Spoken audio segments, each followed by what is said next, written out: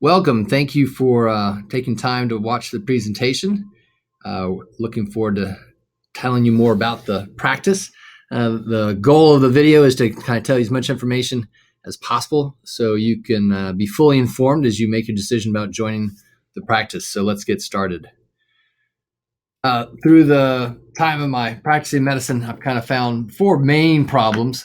These are the first three with conventional medicine and the conventional model. It's access, time, and connection. It's really a lack of access, lack of time, and lack of connection. You call the office and the first available appointment is 3 months away, or you're an established patient and you're sick and the first available appointment for a sick is 1 to 2 weeks away. Not much access. Also, when you call, you usually get a voicemail maze, and you're lucky to get a live person or a secretary or an aide or nurse, and rarely ever the doctor. So again, these are all just barriers between the doctor and patient, and that lack of access is really just, I think, harmful. The next thing is the lack of time. You look at the average face time between a doctor and patient the visit is about 7 minutes.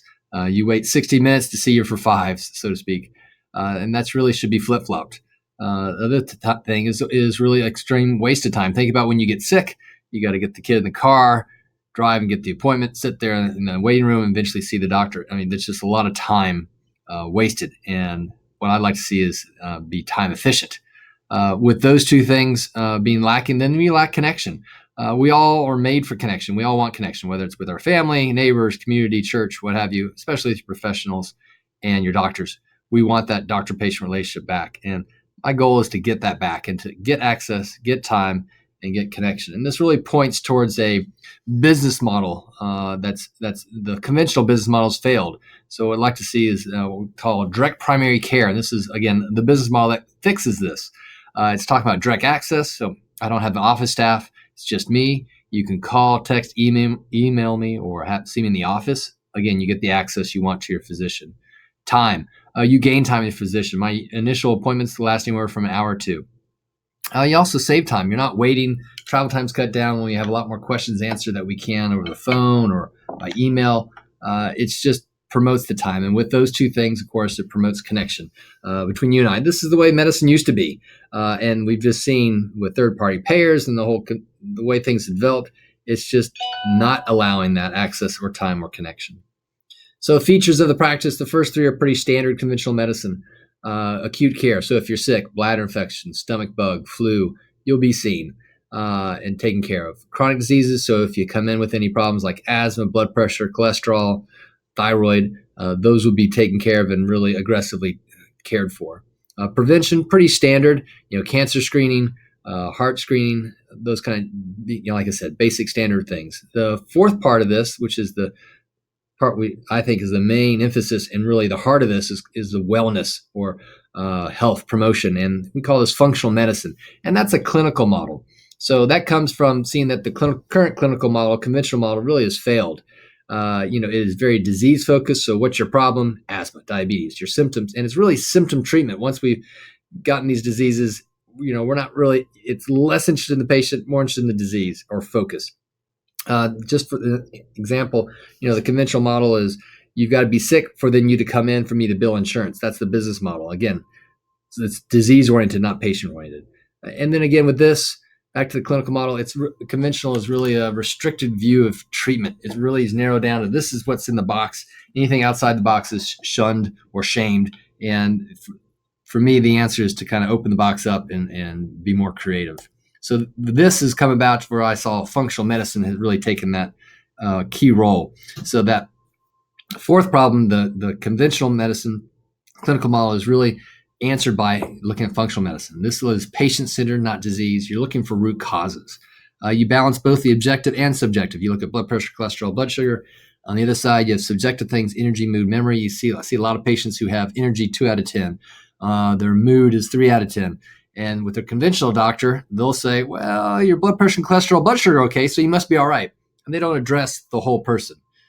This next 2 slides kind of gives you a great picture of the difference between the two. Conventional medicine takes your symptom and sign, puts it down to a diagnosis, gives it a name, and then tries to tame it with a drug.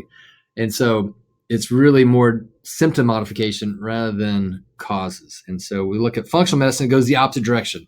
So it takes your symptom signs, says, what are the different causes? And there's usually more than one. And there's going to be more components to treating this or finding the cause and reversing that. So take, for instance, depression, depressed mood, can't sleep, fatigue. Well, that's labeled depression given Prozac. Do you really have a Prozac deficiency? Probably not. So you look at depressed mood, then we're going to look at your hormones. We're going to look at your vitamin, your nutrients, your exercise. You look at lack of sleep. Oh, there's a whole things to look at. Again, hormones. Are you having your sleep hygiene? Lack of energy. Well, that's, again, is that a B12? Is that a thyroid problem? Again, you're going the other direction rather than trying to treat the symptoms. You're really looking after causes.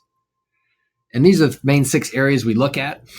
These are the 6 components. Now, underneath these are just examples. This is not in totality by any means, but these are some things we look at for hormones, your melatonin, progesterone, nutrition. We're looking at your food, gut health, toxins. We're looking at, do you have enough water? Are you exposed to anything? Body, soul, spirit. All these things are important, and all these will be addressed. And it's just, again, treating the whole person and being aggressive with these areas. Now, in functional medicine, we have a term called optimal versus normal. This is best looked at with vitamin D. Most people, when I test them, they're less than 20. Standard labs will say greater than 30 is normal.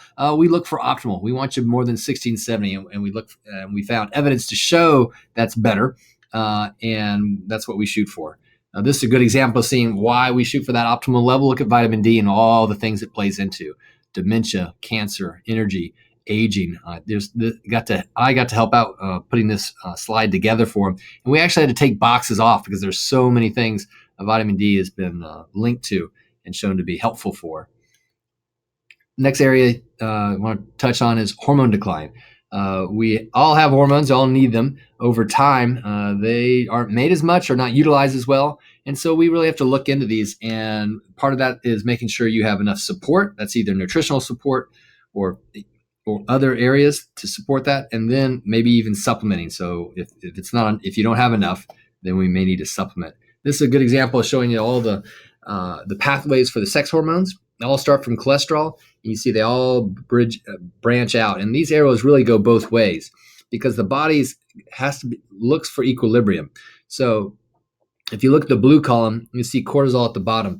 That is like the foundational thing the body will preserve over all others. So that fight, flight, freeze, that stress-driven, burn the candle at both ends, this kind of lifestyle eats up cortisol because the body's going to save that at the sacrifice of everything else. So you'll actually see your low hormones just being sucked away trying to preserve the cortisol levels. And we'll address that and balance your hormones is our goal. Next idea is supplements as a bridge. Supplements are important. I don't want you on 50 supplements, but they will have a key play. Our nutritional status in our food is just not what it used to be. In 1950s versus 1990s, they did studies and all the micronutrient elements levels have decreased 15 to 45% in all the different foods. Now, we don't have a calorie deficient, we are micronutrient deficient. So with that, here's a good example. You look at the symptom fatigue, very common complaint. Well, you look at all the different ones that play into this. So I'm not going to find one thing like B12 or CoQ10 and say, this is the one that's going to do it. It's going to be a multitude of things. And then you put on top of this the hormones, the toxins, the body, the soul, the spirit, and you get an idea of the complexity that we'll be looking at, but also the spectrum and diversity that we'll be looking to help you with. Testing. This is a good example of a test I like to do that's not conventional. We will do conventional testing off your blood, lipid panels, cholesterol, those kind of things. But this looks at the allergic reaction. And this is not just your standard eat a peanut and blow up. That's IgE regulated, and that's one pathway. This is looking at a different pathway, IgG. And this is kind of deceptive because when you eat something, it doesn't always show itself in this pathway. It may take 3 hours to 3 days to show itself, and it doesn't always limit itself to the gut. You may have symptoms in the joint, skin, brain, all sorts of places. And with this test, without doing an elimination diet, taking off everything and reintroducing, we can find out quite quickly what we need to avoid and helps direct us to what kind of nutrition or diet plan you need to be on. Just a couple ideas. The whole idea here is to get you healthy and to have health, but it's not meant to be sacrifice everything else. You to be healthy is so you can go do the things you're called to. Life is not going to be about health It's not going to be an idle, and we don't want it to be that way. Throughout this process, my goal is to be your advocate. So someone really caring for you. And as I talk to people, they say, "Oh, I have healthcare insurance," but they don't have someone caring for their health. And that's the role that I'd play, kind of as a life coach, health coach for you. This is an important slide. We've spent the first many slides talking about what direct primary care and functional medicine is. This is what it is not.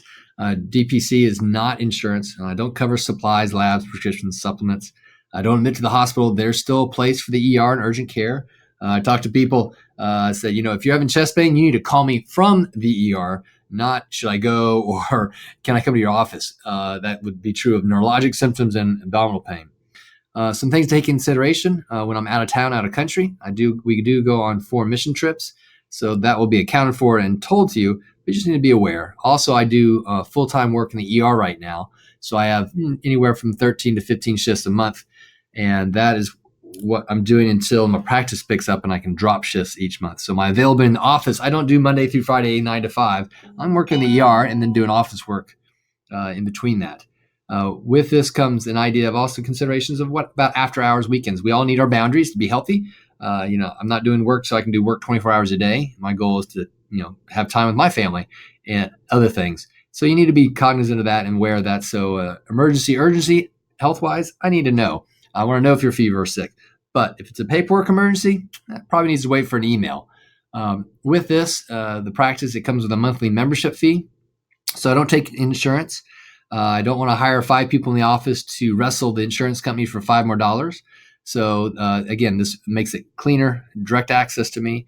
With this, I ask for a 12-month commitment. We put a lot of time, energy, and resources in the first few months. So I really ask that you do this for 12 months, one, to get the most benefit, but also to make it financially kind of spread out rather than asking you to pay all the cost up front. So with that, I hope you're able to really get an idea what the practice is and all that it would be for you. Again, access, time, connection, and doing the functional medicine, treating you as a whole person. I look forward to partnering with you. I hope we can get together and we can do some great things. I look forward to the next conversation where I can answer any questions you have and we can talk about pricing at that time. So again, thanks for coming along this trip on the presentation, and I hope this is helpful. And I look forward to next time we talk. Have a good day.